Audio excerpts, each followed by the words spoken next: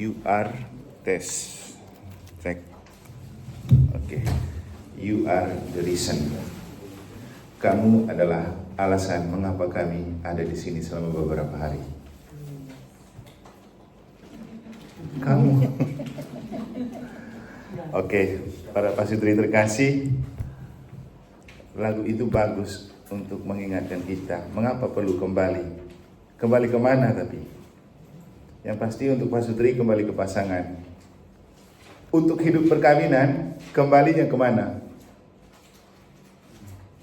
Untuk hidup berpasutri, kembalinya ke pasangan. Untuk hidup perkawinan, kembali kemana? Saya tesnya tim nih sekarang. Ke sakramen perkawinan. Nah, inilah alasan kenapa kami ada di sini, kenapa kalian diundang ke sini. Untuk kembali melihat perkawinan itu sebagai sakral dan suci. Jadi seluruh proses yang telah kita lalui beberapa saat ini, mulai dari kita mengenal perasaan, mengkomunikasikan perasaan, mengenal diri, who am I, dalam kelebihan dan kekurangan, kemudian keluar dari diri kita melihat pasangan, kemudian keluar dari diri pasangan kita kepada Tuhan. Apa yang mau dicapai? Untuk mengembalikan hakikat perkawinan pada rencana dan kehendak Allah. Menurut saya, kita orang Kristiani, entah Katolik atau Protestan, menjadi sangat bangga menikah secara Kristiani, apalagi teman-teman Katoliknya yang memandang sakramen perkawinan itu sebagai suci dan kudus. Hal yang sering kita lupa karena kita cuma memandang perkawinan itu dari aspek relasi jasmani dan fungsional. Relasi jasmani ya mungkin dengan hubungan, relasi fungsional dalam fungsi sebagai suami dan sebagai istri. Tapi jarang kita melihat sebagai sesuatu yang sakral dan suci. Inilah kenapa kita perlu menjaga perkawinan ini sebagai rahmat. Dan hari ini kita akan kembali ke melihat hidup perkawinan itu dalam konteks penyelenggaraan ilahi, dalam konteks sesuatu yang suci dan kudus. Dan apa kekuatan dari sakramen perkawinan untuk menginspirasi seluruh perjalanan perkawinan kita, baik dalam suka, duka, untung, malang, sehat, sakit, hidup, mati. Percayakah kamu bahwa rahmat sakramen perkawinan yang kamu terima itu di altar Tuhan punya kekuatan untuk hidup perkawinan? Siapa yang mengingatkan itu? Salah satunya Weekend MA.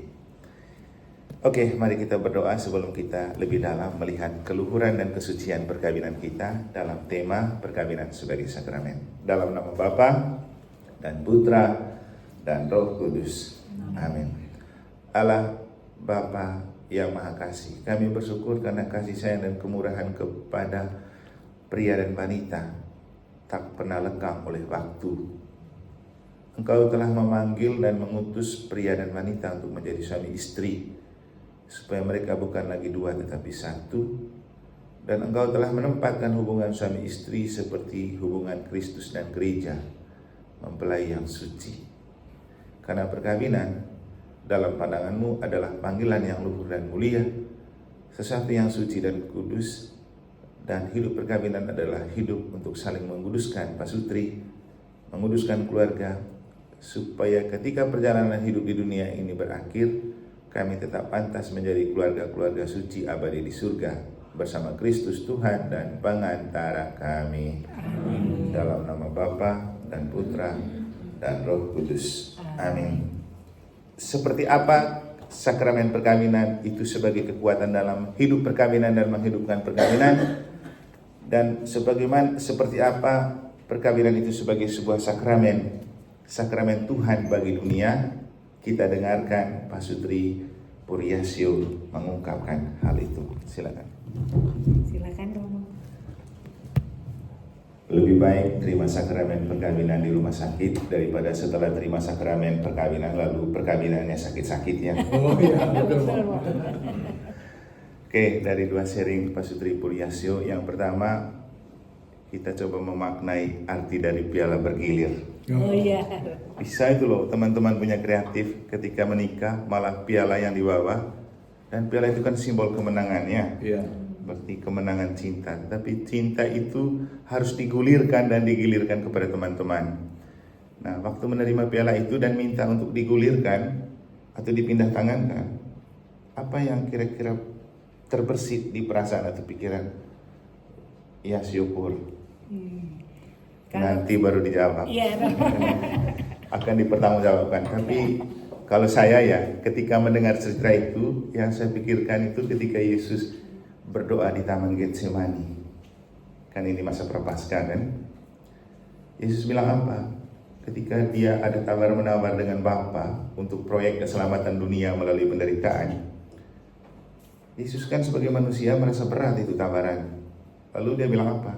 Bapa, kalau saja Bapa mau, biarkanlah piala ini berlalu daripadaku, tetapi bukan menurut kehendakku, tapi kehendakmu yang terjadi. Nah, mau itu piala berlalu daripadamu. Kalau Puriasyo doanya begini, biarkanlah piala ini berlalu dari kami, tetapi jangan pernah biarkan cinta kami berlalu dari kami. Pialanya boleh berlalu, cintanya jangan berlalu, karena harus sampai mati. Kemudian yang berikutnya juga ketika menerima sakramen perkawinan di rumah sakit ya, itu ada perhentian yang keberapa dalam jalan salib. Sudah pernah ikut jalan salib kan ini? Saya sengaja dites ini, jangan sampai masa prapaskah sudah Jumat kedua tidak pernah jalan salib. Ini Katolik apa kayak gini? Nah, di salah satu jalan salib ada kata-kata begini, tiada derita tanpa arti bagi orang yang percaya. Mengerti sekarang ya? Ya, nanti selanjutnya diceritakan. Sekarang saya mau mengantar kita ke konsep tentang apa sih perkawinan sebagai sakramen. Yang pertama, hanya gereja Katolik yang punya sakramen perkawinan. Kenapa gereja Katolik menempatkan perkawinan sebagai sebuah sakramen? Maka ada dua hal yang harus kita paham. Satu perkawinan, dua sakramen. Pertama, mau perkawinan dulu atau mau sakramen dulu? Ya, perkawinan. Ya. Kamu kawin dulu atau terima sakramen dulu? Ya itu. Oh, itu dia. Kadang orang kawin dulu baru sakramen ya. Ya. Tapi biarpun orang kawin dulu, paling tidak dia terima sakramen permandian dulu. Seperti paubur, walaupun tidak jelas suratnya di mana. Yang penting permandiannya jelas. Mungkin mandinya di kali, makanya tidak jelas pencatatannya. SMP. Jadi resiko kalau mandinya di kali, ya nomor induknya juga tidak jelas kali. Tapi nggak apa-apa. Yang paling penting itu dimeteraikan oleh roh. Itu tidak bisa hilang. Catatan boleh hilang, tapi roh tidak akan pernah hilang. Kembali ke sakramen dulu. Sakramen itu dalam definisi kita artinya tanda dan sarana keselamatan Allah itu nyata dan tampak bagi kita. Sehingga 7 sakramen dalam gereja itu semuanya tanda dan sarana keselamatan Tuhan itu tampak bagi kita melalui gereja. Nah, perkawinan itu kalau dalam ajaran gereja Katolik itu kanon 1088 kalau tidak salah. Artinya persekutuan cinta antara seorang pria dan seorang wanita yang oleh Kristus diangkat menjadi suci dan kudus. Maka sakramen perkawinan artinya tanda dan sarana keselamatan Allah itu nyata bagi pasutri dan bagi kita melalui Kristus diangkat menjadi suci dan kudus, supaya hidup perkawinan itu setelah menerima sakramen perkawinan juga menjadi sakramen bagi hidup orang lain. Jadi hidup perkawinan itu menjadi sakramen bagi hidup orang lain. Kita sebagai contoh tanda dan sarana keselamatan Allah bagi orang lain. Nomor 1 bagi anak-anak. Makanya para pasutri hati-hati kalau kamu menunjukkan hal yang tidak bagus di depan anak. Karena kamu itu tanda dan sarana keselamatan Allah bagi anak-anak. Kalau kamu bertengkar terus, pasti bagaimana rasanya jadi anak. Tapi kalau kamu enjoy dan baik-baik saja, pasti itu tertanam baik di dalam diri anak-anak. Oh, ternyata kalau menikah itu begini. Itu yang membuat mereka bergairah juga untuk menikah nanti. Kalau lihat orang tua bertengkar terus, kadang-kadang itu yang memberikan trauma dan tidak bergairah untuk menikah. Ya, tidak bergairah untuk menikah, tetapi tetap bergairah untuk kawin. Nah, ini bahaya. Lebih parah lagi. Kamu yang lebih tahu mendefinisikan perbedaan antara perkawinan dan pernikahan. Jadi sakramen perkawinan itu mengandung arti keterlibatan Tuhan, karena ternyata Tuhan sendiri memandang relasi suami istri itu seperti relasi Kristus dan gereja. Jadi suami istri itu bukan pertama masalah hubungan seksual. Itu salah satu dari pelbagai macam bentuk relasi suami istri. Ya seperti Kristus menganggap gereja sebagai mempelai, kan tidak ada hubungan seksual di situ kan. Tapi hubungan kasih. Itu nomor satu. Relasi suami istri itu adalah relasi kasih. Maka dalam ajaran gereja itu nama ratum dan konsumatum. Ratum itu seorang suami istri mengukuhkan pernikahan di gereja secara sah dan sakral, dilanjutkan dengan hubungan persetubuhan istilahnya, itu baru pernikahan yang sah. Ratum saja tidak sah, harus didukung dengan konsumatum. Jadi kita menikahkan orang di gereja bukan setelah itu mereka cerai atau pisah, tapi supaya hidup bersama. Nah, sekarang ini zaman milenial, kadang-kadang juga saya agak merasa bagaimana begitu, mau menyesal juga bagaimana. Setelah orang menikah, satu pergi kerja ke luar negeri, satu di sini, loh kamu menikah untuk berpisah. Benar bahwa ada tuntutan ekonomi, tapi kan kita menikah untuk menyatu. Tidak bisa kita memelihara cinta jarak jauh. LDR itu seringkali kandas ya, yang lebih gesit itu yang lebih dekat. Karena cinta itu tentang touching ya, Iya. sentuhan. Ada beberapa ibu-ibu yang mengeluh ini, masa rumah suami sambil jalan dia ngomong I love you, kan bukan itu dan sebenarnya I love you. Ya, dan memang ketika kita berucap 1000 kali I love you tidak sama dengan satu kali kita pergi to be ini. Beda sentuhan kualitas cintanya. Karena orang bilang tuh love is doing. Cinta itu bukan teori tapi praktek itu. Jadi sebenarnya perkawinan nomor satu itu perjanjian kasih. Jadi ada istilah foedus dalam bahasa hukumnya. Perjanjian, kontrak perjanjian antara seorang pria dan seorang wanita. Maka yang paling penting dari sakramen perkawinan waktu orang menikah itu, dua orang pasutri itu mengungkapkan janji, saya Pur memilih engkau Yasio sebagai istri. Saya berjanji sambil berjabatan tangan kan. Pastor itu cuma menyaksikan, sama bapak mama saksi, sama umat. Kita hanya menyaksikan, tapi yang membuat perjanjian itu seorang pria dan seorang wanita, dan itulah inti dari perkawinan. Mereka buat janji di hadapan Tuhan dengan kita sebagai saksi. Maka dalam ajaran Gereja Katolik, pernikahan itu sah cukup dengan satu orang pastor dan dua orang saksi. Tidak perlu banyak-banyak. Yang bikin banyak ini kan gengsi dari keluarga, pengantin. Kenapa kamu belum menikah? Belum ada modal. Modal apa sih untuk menikah? Menikah itu modalnya cuma satu, cinta. Kan? Nikah sudah. Ini nikah tunggu modal ini. Padahal nikah itu perjanjian kasih yang disaksikan oleh Tuhan sendiri di dalam gereja melalui pastor dan para saksi. Syukur kalau ada umat. Jadi perjanjian kasih. Kemudian perjanjian kasih itu sebagai simbol kita mau melanjutkan kasih Tuhan itu dalam hidup perkawinan. Kan beberapa saat sebelumnya saya sudah bilang, ketika Tuhan bilang, sama seperti aku telah mengasihi kamu, demikian juga kamu. Yesus bilang, sama seperti Bapa telah mengasihi aku, demikian juga aku telah mengasihi kamu. Tinggallah dalam kasihku itu. Kan ini teks yang selalu dipakai setiap kali ada orang nikah. Jadi sama seperti Bapa telah mengasihi aku, demikian juga aku telah mengasihi kamu. Tinggallah dalam kasihku itu. Di mana kasih itu tinggal setelah kita menikah? Itu pertanyaan utama. Jadi perkawinan adalah keputusan untuk membuat perjanjian kasih. Perjanjian kasih itu unlimited, tidak ada batas. Tidak ada batas itu bukan hanya tentang usia sampai mati, tapi tentang kondisi. Makanya janjinya setia dalam suka dan duka, untung dan malang, sehat dan sakit. Artinya seluruh kondisi hidup kita, seperti apapun perjalanan hidup kita tetap setia untuk mengasihi di situ. Lalu ada setia sampai mati, unlimitednya. Maka sifat perkawinan Katolik itu monogam dan tak terceraikan. satu dan tidak bisa terceraikan sampai maut memisahkan. Kecuali bukan perceraian. Pembatalan perkawinan itu terjadi kalau salah satu pasangannya mandul, bukan impoten. Tahu bedanya kan?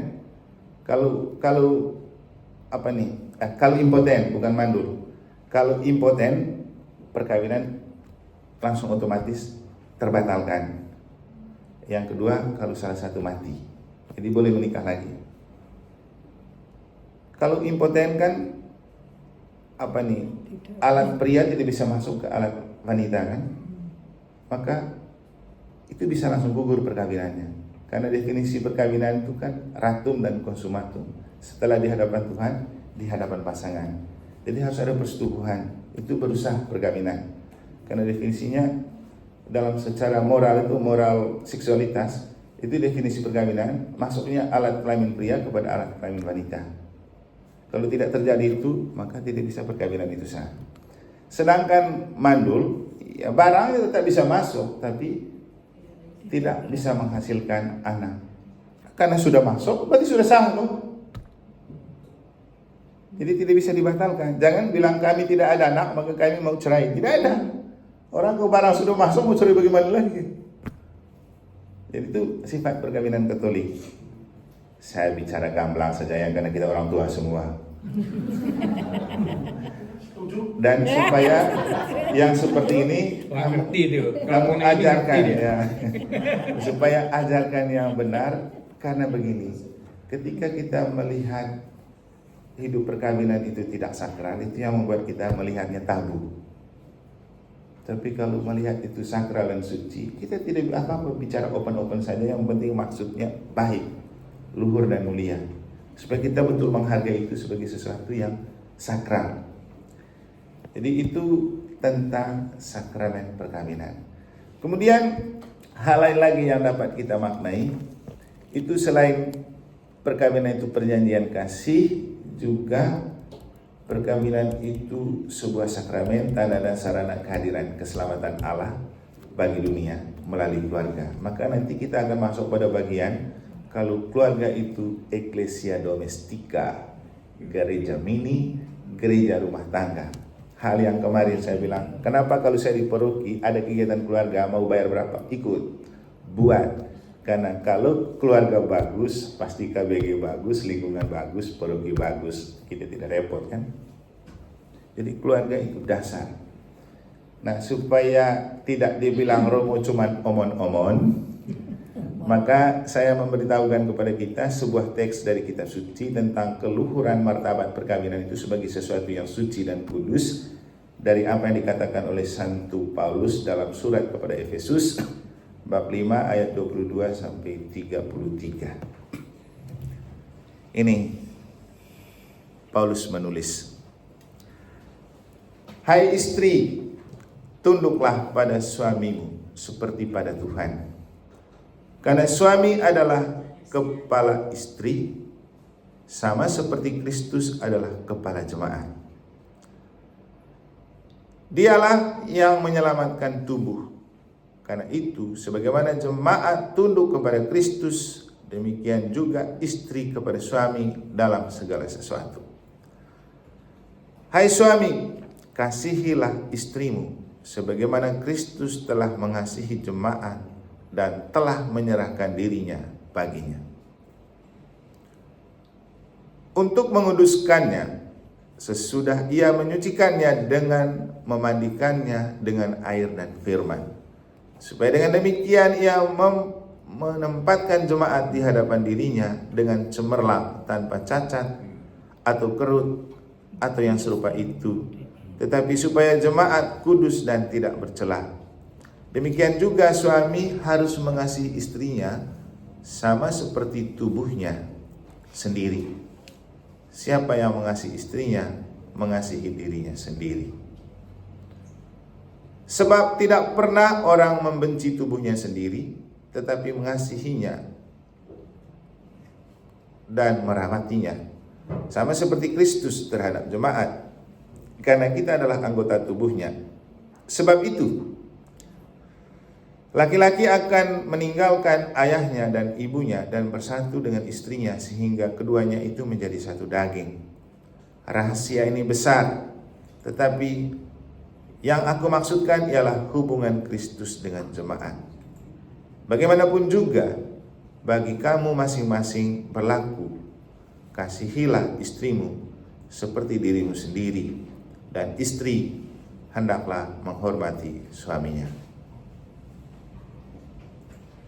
Nah, kalau bertengkar jangan lupa Efesus 5:22-33 ya. Ada sedikit hal yang mungkin perlu kita maknai lebih dalam, karena saya rasa bisa relevan dan aktual, bisa tidak relevan dan aktual ketika Paulus bilang begini, hai istri, tunduklah kepada suamimu. Istri setuju nggak itu? Setuju nggak? Pasti ada yang tidak setuju istri zaman now. Ngapain tunduk sama suami? Suami juga potongannya kayak gitu. Tapi begini, apa yang dikatakan oleh Satu Paulus itu mengandaikan suami itu punya kasih. Istri mana tidak mau tunduk kalau suaminya punya kasih? Pasti dia mau tunduk karena ia sangat dikasihi oleh suaminya. Tapi kalau dicuekin dan tidak diperhatikan suaminya, masa istri harus tunduk? Coba.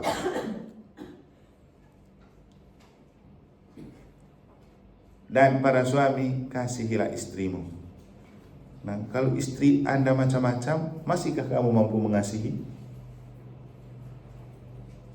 Jadi yang mau dikatakan di sini, sama-sama jaga diri, sama-sama jaga citra, sama-sama jaga harga diri sebagai suami dan sebagai istri. Itu yang paling penting. Kalau kita sama-sama tahu diri dan tahu jaga diri, saya suami, saya istri, kan sudah tahu suami itu apa, istri itu apa. Jadi suami itu ya, milik dari satu orang istri, kan? Istri itu milik dari satu orang suami. Nggak ada bilang suami istri-istri, atau istri suami-suami. Nah, yang ada cuman pasutri, pasangan suami istri. Lagi-lagi ini bisa ada gereja Katolik ya, karena di luar gereja Katolik bisa juga suami untuk istri-istri atau istri untuk suami-suami kan. Kita kan bicara sakramen perkawinan nih. Jadi ada beberapa kriteria pribadi yang perlu dimiliki untuk mengaplikasikan sabda ini. Saya sih sering mengatakan begini, suami-suami coba kita refleksikan. Kita lagi, coba para suami refleksikan. Karena sama-sama laki-laki maksudnya, bukan sama-sama suami. Kita ini coba merefleksikan, mengapa itu Tuhan suruh suami kasih istri? Kenapa tidak istri kasih suami? Atau dibikin terbalik begitulah. Jadi istri kasih suami, suami tunduk kepada istri. Kenapa tidak dibikin terbalik? Tahu? Tahu nggak? Nggak tahu. Saya mau kasih tahu masalah kamu suaminya, saya pastor. Bagaimana saya lebih tahu dari kamu? Ya sudah, pulang cari tahu nanti ya. Jadi kemungkinan karena laki-laki itu kan susah mengasihi. Kasih sayang itu selalu ada pada istri kan. Kita laki-laki ini lebih banyak pakai logika, masuk akal atau tidak masuk akal. Padahal kalau bicara kasih ini tentang hati, perasaan. Mengapa suami-suami itu jarang pakai hati? Dan karena suami-suami jarang pakai hati, makanya Tuhan suruh memang suami itu harus kasih, kamu harus punya kasih. Karena itu yang susah ada di dalam diri para suami. Benar kan para suami? Pasti tidak mau mereka terima. Nanti tanya pada istri kebenarannya. Nah, soal tunduk dan taat, yang susah taat dan tunduk biasanya istri-istri. Benar kan? Nah, kalau kasih, kita akui istri-istri pasti punya kasih sayang, itu pasti karena naturalnya begitu. Tapi soal tunduk dan taat agak susah, makanya Tuhan perintahkan khusus istri-istri tunduk dan taat. Karena masalah kasih kamu sudah tidak punya masalah. Jadi itu. Ya, nanti selanjutnya kita akan mendengar cerita dari Pasutri Puri Yasyo bagaimana mereka menghidupkan kasih, bagaimana mereka menjaga janji suci itu sebagai janji kasih, dan bagaimana mereka melihat perkawinan mereka itu sebagai sakramen, tanda dan sarana keselamatan, dan bagaimana mereka menghidupi diri sebagai suami yang penuh kasih dan istri yang tunduk dan taat, walaupun dalam kenyataan sering tidak tunduk dan tidak taat pada dia, seringkali ya. Ya, nggak apa-apa, itu namanya manusia. Kan ini perintah kitab suci, bisa tidak bisa tergantung kita kan. Tapi ini pedoman dan pelita untuk mengarahkan kita. Silakan Pak Sutri Puryasyo melanjutkan. Ya, terima kasih. Oke, anugerah sakramen kita. Saya mau tanya Bapak Ibu, kan sudah terima sakramen perkawinan. Kamu bayar berapa ini beli sakramen perkawinan? Hah? Gratis kan? Rahmat itu gratis tapi tidak otomatis.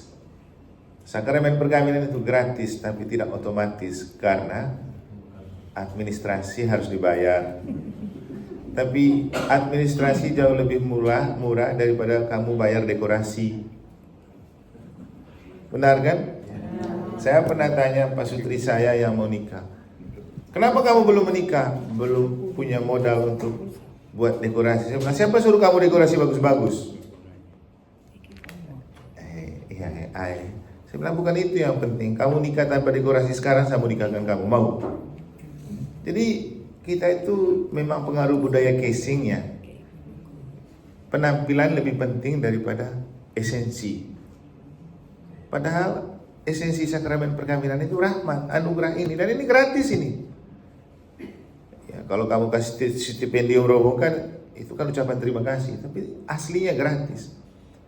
Kita juga tidak mau paksa. Kita yang sudah terbiasa di paroki yang kecil ini tidak terlalu penting itu barang. Yang penting bahagia kan. Jadi kenapa Yesus bilang kamu sudah menerima dengan cuma-cuma, berikanlah juga dengan cuma-cuma. Jadi sakramen perkawinan itu rahmat dan anugerah yang gratis.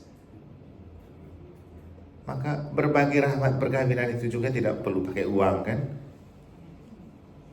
Jangan kemudian mengukur relasi dari seberapa banyak pendapatan. Karena kekuatan hidup perkawinan itu memang secara ekonomi dari pendapatan, tapi secara rohani dari rahmat yang kita terima melalui sakramen permandian. Jadi anugerah yang kita terima itu seperti ceritanya Puryasyo, tidak perlu kita minta terus, sudah dianugerahkan kepada kita. Tinggal bagaimana kita membuat diri kita menjadi anugerah untuk sesama. Itu yang paling penting kita sadari. Nah, di sini ada beberapa hal yang sudah diceritakan. Cinta yang menjalar. Jadi menjalarkan cinta itu karena cinta itu anugerah kepada pasangan, kepada anak-anak, kepada dunia yang lebih luas. Lewat pelayanan-pelayanan seperti yang mereka ceritakan tadi, itu kan menjalarkan cinta. Saya sejak hari ini menjalarkan beberapa cabang cinta. Pertama, harus selesaikan ini di sini. Sebenarnya 9:30 itu saya diundang untuk ikut ibadatnya orang-orang dari Batak tuh. Mereka suruh saya jadi pengkhotbahnya, dan bukan hanya orang Katolik, gabungan. Jadi mereka sudah duluan minta sebelum jadwal weekend ME. Jadi setelah ini saya cepat-cepat ke sana dulu untuk menjalarkan cinta. Dan memang hidup itu seperti begitu. Semakin banyak kita menginvestasi cinta, tidak usah takut kita krisis cinta. Karena semua orang yang pernah merasakan ekspresi kita mencintai tidak mungkin tidak mencintai kita. Kalaupun mereka tidak sempat, nanti Tuhan kasih orang lain yang lebih mencintai kita. Jadi jangan pernah berhenti membagi anugerah cinta yang sudah kamu terima melalui sakramen perkawinan. Nah, ini yang keempat, ini ada satu hal yang sangat penting tetapi disepelekan. Soal kekuatan kesembuhan, pengampunan. Menyembuhkan dan disembuhkan lewat pengampunan. Tadi sempat kita ngobrol-ngobrol di tempat meja makan tuh ya. Entah karena siapa yang menyuruh, ada salah satu pasangan yang bilang, yang paling sederhana menurut kami Romo, hidup itu jangan dendam. Saya hanya senyum-senyum saja. Lalu saya bilang, kayaknya ada bahan tentang itu juga nanti. Saya tidak tahu kalau sekarang bahannya. Tapi kalaupun tidak dapat, nanti ikut rekoleksi keluarga saja. Mau bicara tentang untuk apa sih memelihara dendam. Karena memelihara dendam sama dengan membunuh diri. Karena dendam ini kan soal perasaan saja, berkecamuk di dalam diri kita. Kalau kita dendam sama orang, untung kalau kita jauh atau tidak ketemu dengan orang itu. Tapi kalau kita hidup bersama dengan orang yang kita dendam, setiap saat harus berpapasan. Orang yang sebelah enjoy-enjoy, kita makan hati lihat dia hanya karena dendam. Yang paling parah, ketika melihat dia makin enjoy, kita yang makan hati. Karena hanya karena kita dendam, tidak suka dengan dia, kita benci, dia enjoy-enjoy saja, kita yang terluka dan makan hati. Nanti pas jalan tiba-tiba berpapasan. Karena berpapasan, rasa masih dendam, terpaksa belok ke kiri atau ke kanan. Padahal maksudnya jalannya lurus, tapi karena tidak dengan perasaan dendam. Jadi ya mungkin sajalah kalau dendam sama orang yang di luar lingkup kehidupan berkeluarga itu masih bagus, walaupun dendam itu tidak bagus. Tapi kalau kamu dendam sama pasangan, itu adalah istri dan suamimu yang siang malam harus ada bersama-sama. Bukan hanya tentang apa kata dunia, tapi apa kata hatimu. Dan kita semua dari awal sudah sepakat bahwa setiap orang yang menikah bukanlah pribadi sempurna, bukan pasutri sempurna, karena tidak lahir dari orang tua yang sempurna. Kita yang menikah adalah kumpulan orang yang tidak sempurna, maka pasti kita jatuh dalam dosa dan kesalahan. Saling menyakiti dan melukai pasti selalu ada, tapi tidak ada rasa sakit dan luka yang tidak bisa disembuhkan. Apa yang bisa menyembuhkan? Minta maaf dan memaafkan, atau pengampunan. Tapi juga tidak mudah mengampuni dan memaafkan orang yang pernah menyakiti dan melukai kita atau mengkhianati kita. Ya wajar, kita manusia pasti tidak bisa. Karena itu, percaya kepada bantuan Roh Kudus, karena kekuatan memaafkan dan pengampunan itu buah dari Roh Kudus. 7 karunia roh apa? Kasih, sukacita, damai sejahtera, termasuk di dalamnya pengampunan, kelemah lembutan, penguasaan diri. Jadi kalau mau memaafkan sesama atau pasangan yang pernah melukai kita, jangan pakai perasaan sendiri. Pakai kekuasaan Tuhan yang sudah diberikan kepada kita. Dan kapan kekuasaan itu diberikan kepada kita? Itulah kekuatan sakramen perkawinan. Karena waktu kamu menikah, kamu didoakan, ditumpangin tangan oleh pastor, dan ada doa untuk pasangan, kan? Kamu ingat nggak? Kalau tidak ingat, lihat saja kalau kamu ikut nikah, ada doa untuk pasangan dengan pastor menumpangkan tangan. Itu adalah saat di mana kekuatan roh diberikan untuk menguatkan hidup perkawinanmu.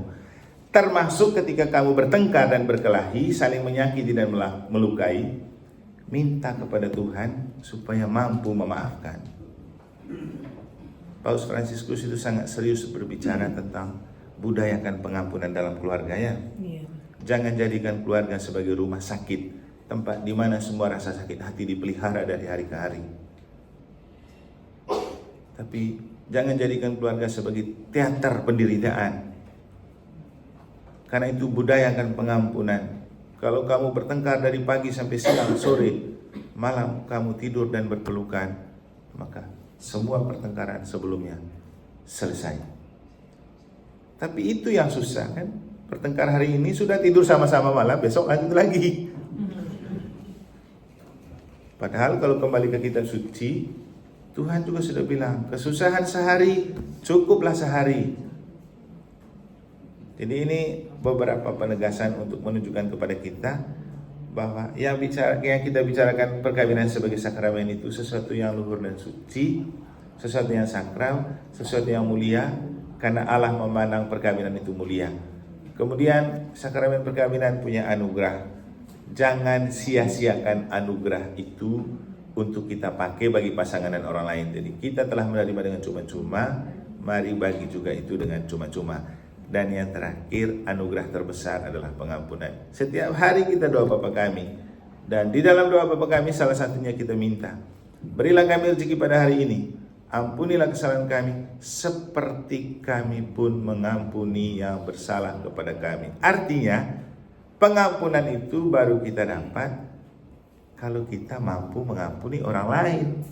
Tapi kita ngemis minta pengampunan orang lain, kita tidak maafkan dan kita ampuni, ya tidak akan pernah dapat itu pengampunan.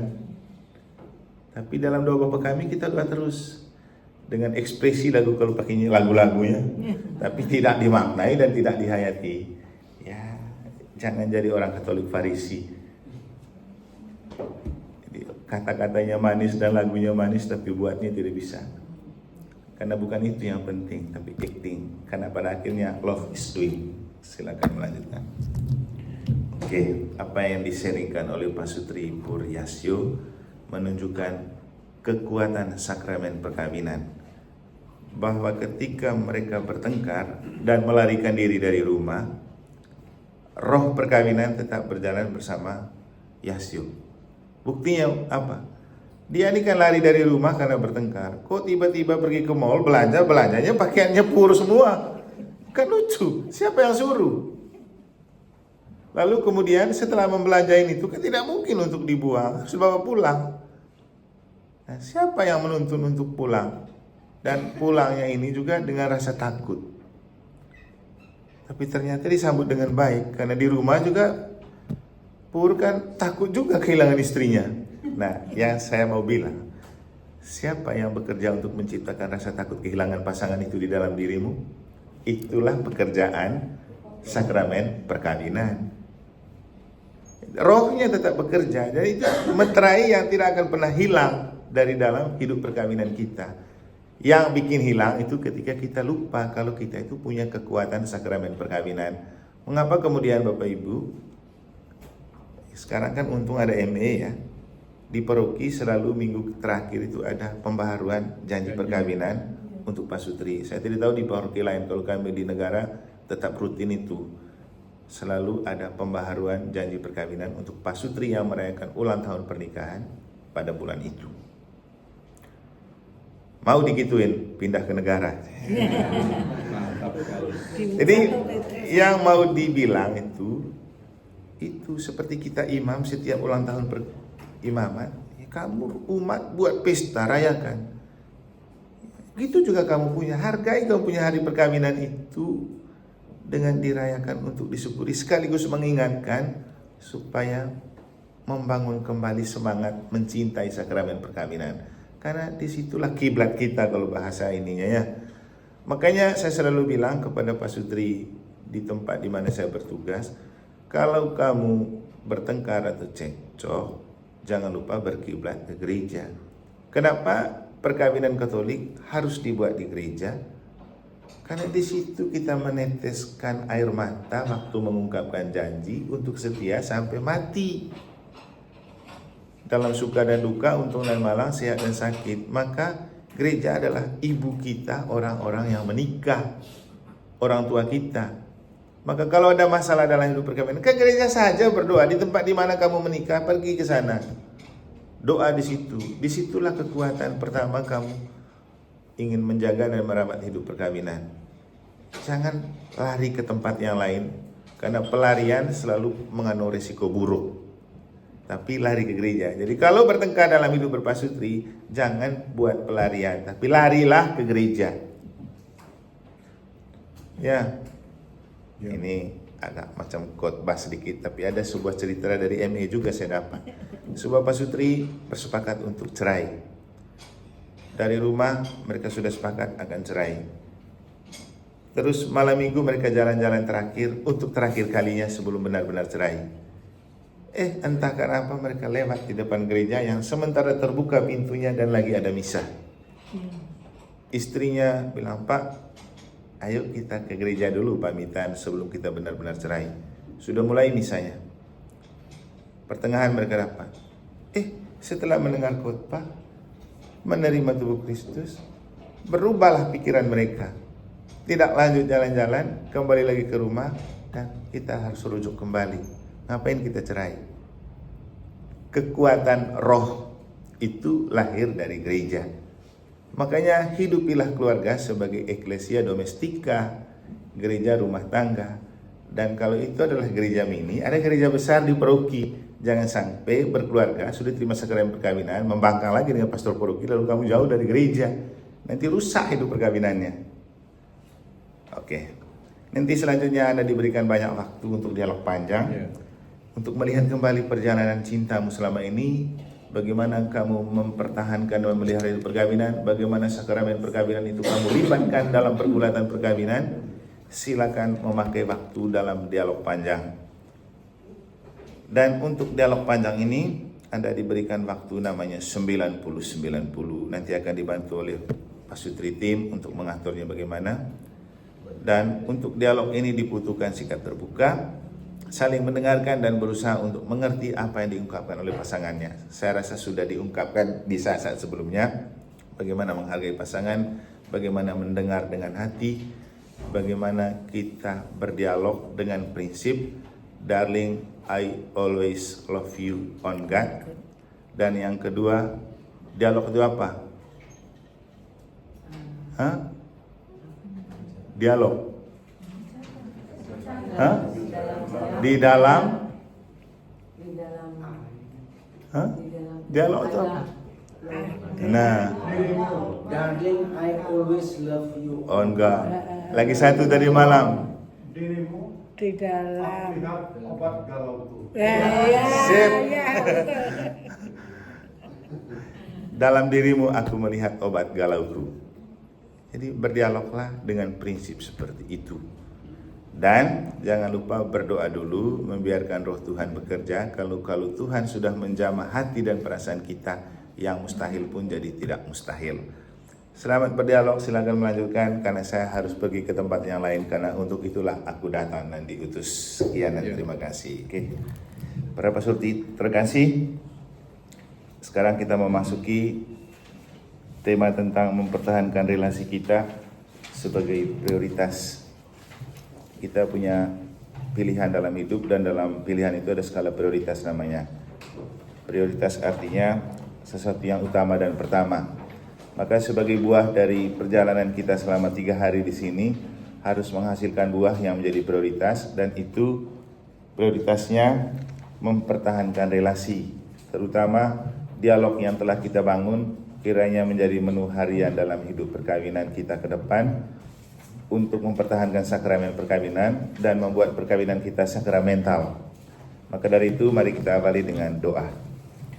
Dalam nama Bapa dan Putra dan Roh Kudus. Amin. Allah Bapa kami bersyukur untuk rahmat dan berkat yang telah Engkau berikan kepada kami, terutama dalam dialog panjang pada Pak Sutri telah berusaha untuk makin menemukan apa yang terbaik bagi perjalanan hidup perkawinan atau kepasutrian mereka dengan bertumpu pada perkawinan sakramental atau sakramen perkawinan yang telah mereka terima.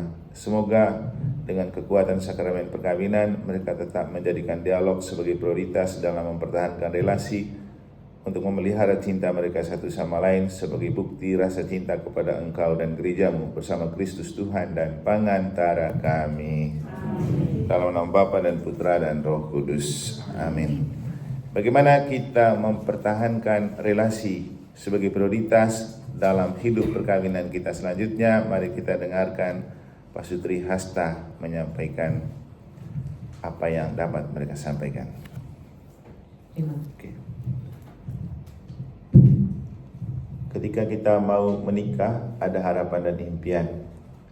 Dan apa yang kita harapkan dan kita impikan itu tidak harus terjadi seperti yang kita harapkan. Karena kadang fakta berbicara lain dari cita-cita. Demikian juga ketika menghadiri akhir pekan ME ini, kita mencoba membangun harapan dengan menjadikan dialog sebagai prioritas. Lagi-lagi pasti akan terbentur dengan kenyataan-kenyataan konkret di mana kita kembali rutin dengan pekerjaan kita yang mungkin juga membawa kita kembali pada kenyataan susah ada waktu untuk berdialog. Tapi ya memang untuk sesuatu yang dicita-citakan butuh proses yang dinamakan jatuh bangun aku mengejarmu, mengejar mimpi. Yesus saja untuk menggapai Kalvari harus jatuh bangun, apalagi kita manusia. Tapi ketika kita jatuh perlu bangun lagi, ketika kita tidur perlu bangun lagi. Maka kalau kita sudah memegang prinsip relasi, menjaga relasi dengan dialog itu prioritas setelah ini, Maka dalam kondisi apapun jangan lupa ingat itu. Setidak-tidaknya dalam sehari pernah ada dialog itu, entah berapa menit saja. Pasti ada pengaruhnya.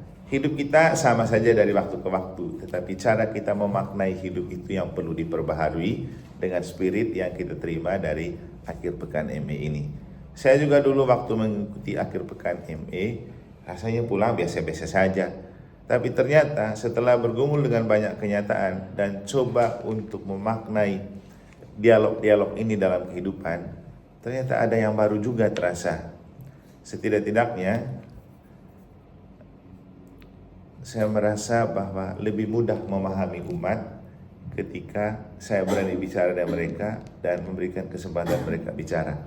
Juga dalam karya-karya pastoral ada banyak hal yang bisa berjalan dengan baik setelah sebelumnya ya hanya ikut mana maunya saja, saya saja, atau mana maunya DPP saja.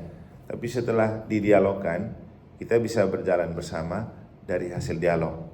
Maka dari itu, lagi-lagi kita akan kembali kepada hidup yang biasa-biasa lagi.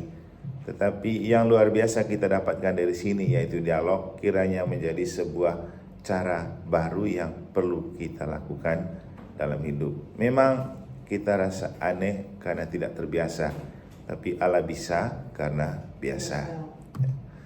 Jadi lagi-lagi kata kuncinya menjadikan dialog sebagai menu utama atau skala prioritas dalam relasi yang kita bangun atau yang sudah kita bangun. Oke, selanjutnya ada beberapa tips yang bisa kita pakai untuk mempertahankan relasi kita sebagai prioritas. Anda harus yakin akan pentingnya berdialog suami istri dalam hidup sehari-hari. Jadi ini sekarang menjadi kartu as begitu setelah ikut weekend ME. Anda harus bernyanyi kepada diri Anda dan demi cinta Anda pada pasangan bahwa setelah weekend ini Anda akan menyediakan waktu untuk berdialog. Ini saja kuncinya. Ada kemauan, sediakan waktu, pasti berjalan. Kemudian pengalaman-pengalaman indah yang Anda peroleh selama weekend perlu ditindaklanjuti. Sayang kalau yang indah itu dibuang begitu saja.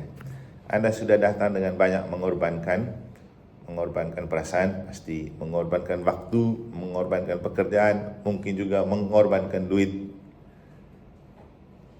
Apakah pengorbanan itu dibiarkan begitu saja?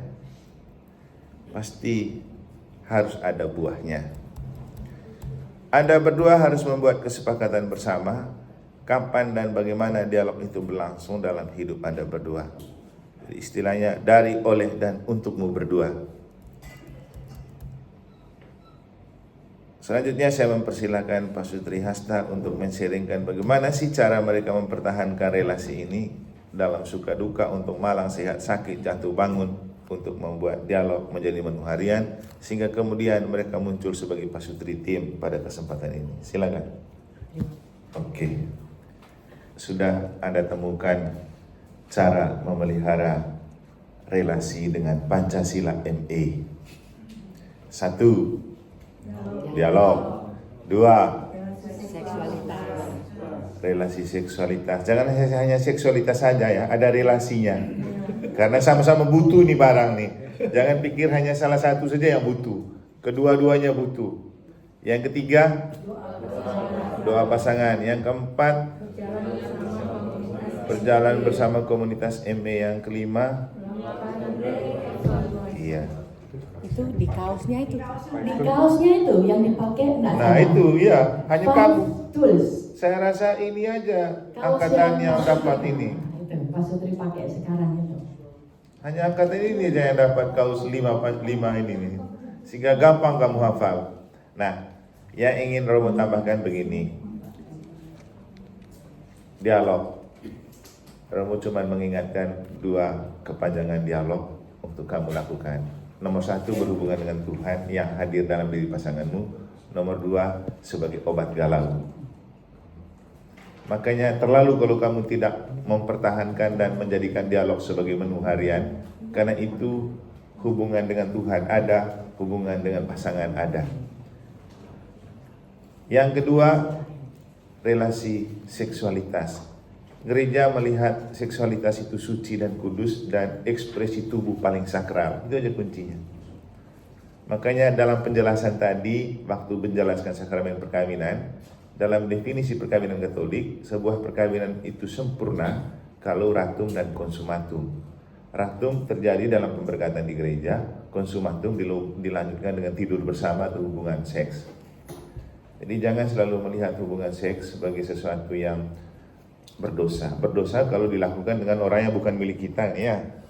Kalau milikmu itu sakral, apalagi sudah dikukuhkan di sakramen perkawinan. Sehingga jangan takut dan ragu, dan juga jangan melihat itu sebagai hal yang harus dilakukan waktu tersisa. Ini juga penting para pasutri. Jangan kamu melakukan relasi seksual karena punya waktu sisa. Itu kebutuhan pokok kamu seperti butuh makan. Saya lagi yang ngomong, saya tidak masuk yang gitu-gitu. Tapi saya hanya mau mengatakan, itu adalah anugerah terindah dari Tuhan yang perlu kamu nikmati, karena untuk itulah kamu menikah. Makanya kemarin saya bilang, saya rasa miris kalau orang habis menikah malah tinggal jauh-jauh. Satu pergi kerja di luar negeri, satu tinggal di sini. Nih seperti bunga yang baru mekar harus dipatahkan. Kasihan dong. Masa buru-buru menikah lalu tidak ada semangat untuk hidup bersama, tiba-tiba berpisah. Nanti semangatnya itu diekspresikan dengan orang lain di tempat yang lain. Itu. Yang ketiga, doa pasangan. Nah, ini mau mengatakan bahwa apapun bentuk kehidupan kita, doa adalah sumber kekuatan. Karena ada buku doa sumber kekuatan itu, macam-macam doa ada di dalamnya. Pakai doa sebagai kekuatan untuk memelihara hidup perkawinan dan memelihara cinta itu.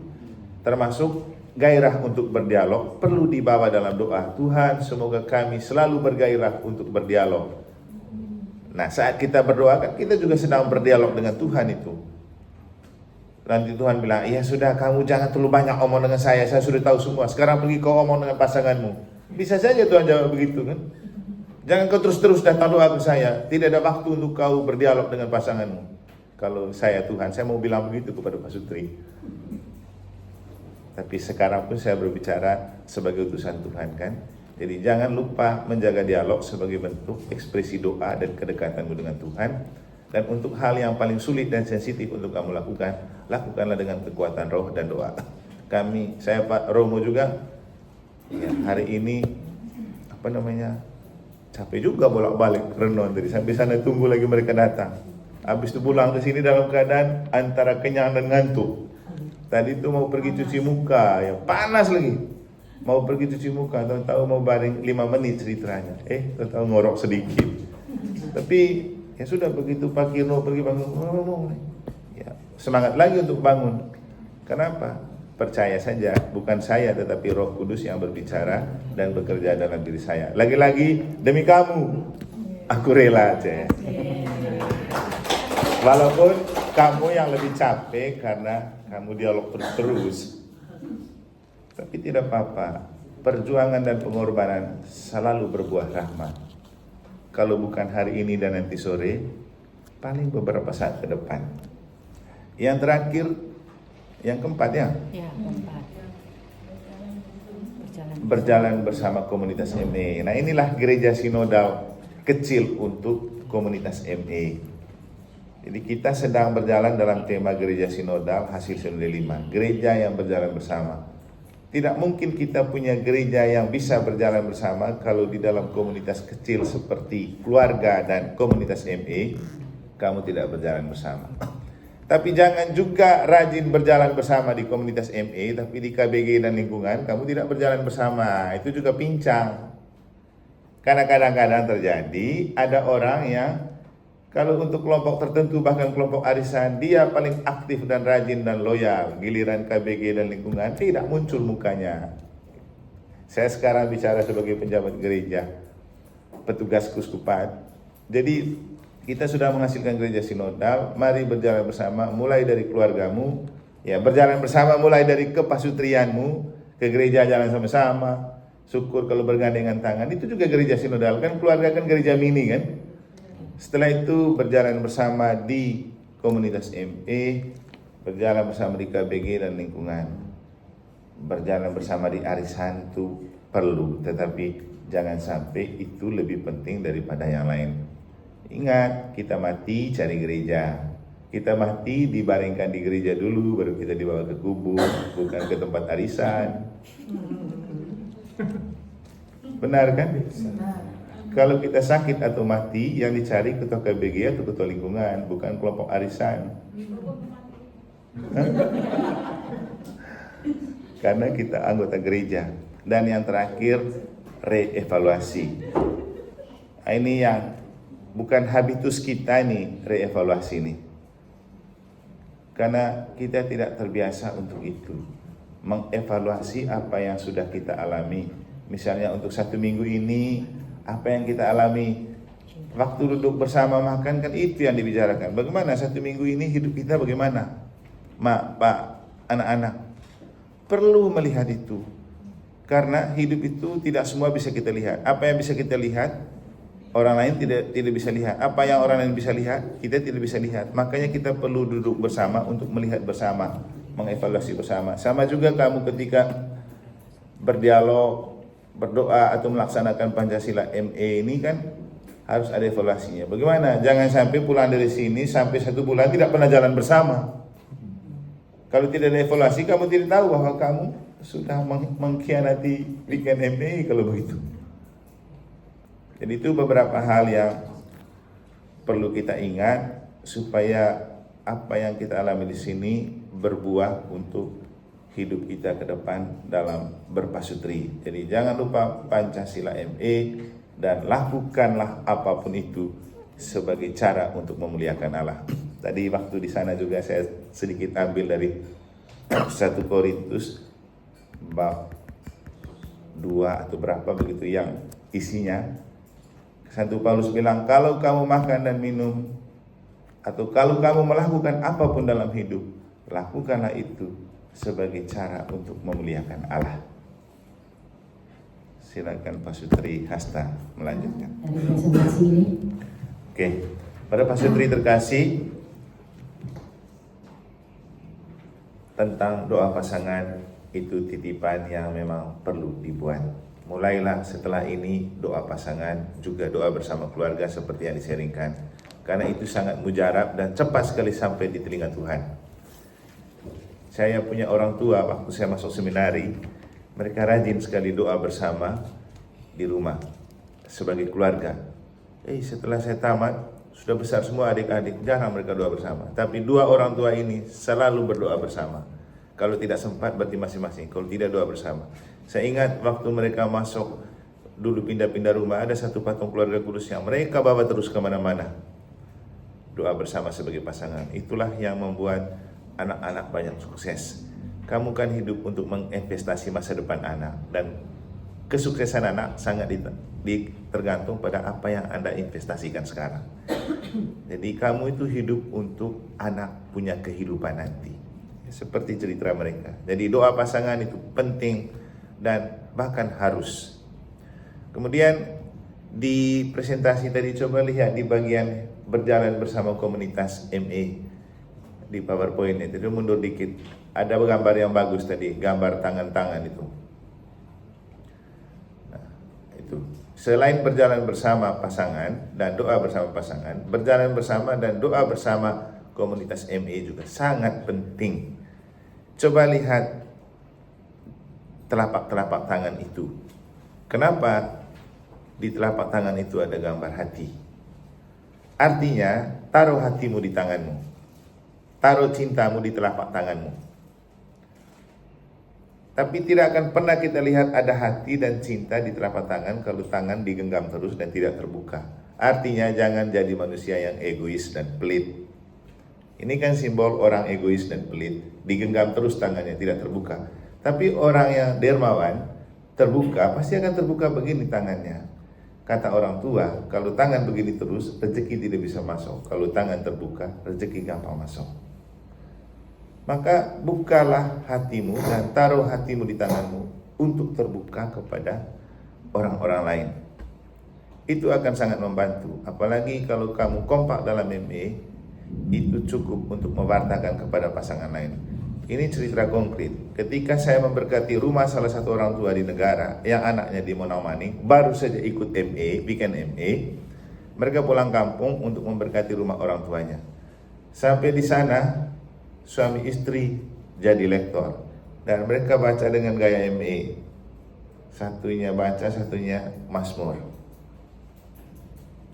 Ada pasutri yang ikut yang mereka perhatikan, bagus kalau begini. Kapan kita bisa ya? Nah, itu yang membuat mereka kemudian ikut bikin MA. Ada ini rasul-rasul MA, keluarga-keluarga sakramen.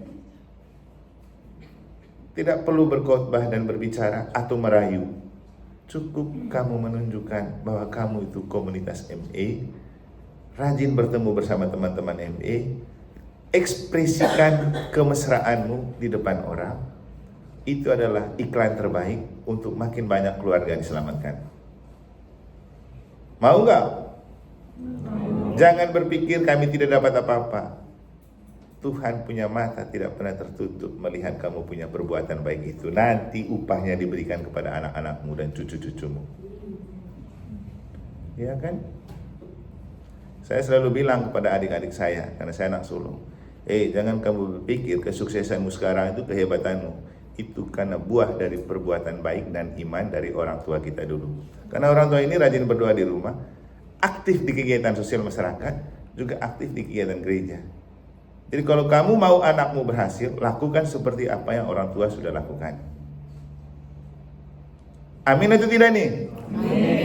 Oke, ini sedikit evaluasi untuk kalian, sekaligus untuk menunjukkan bahwa bangkit dan bergeraklah mewujudkan gereja sinodal melalui pasutri MA dan komunitas MA. Dengan cara itu kita mengambil bagian dalam mensukseskan amanat Sinode 5 Keuskupan Denpasar. Dengan ini kita mengakhiri sesi ini dan akan ditutup dengan Anda dilatih untuk membuat reevaluasi dengan handout yang sudah ada dengan pertanyaan dialog yang ada di layar. Silakan.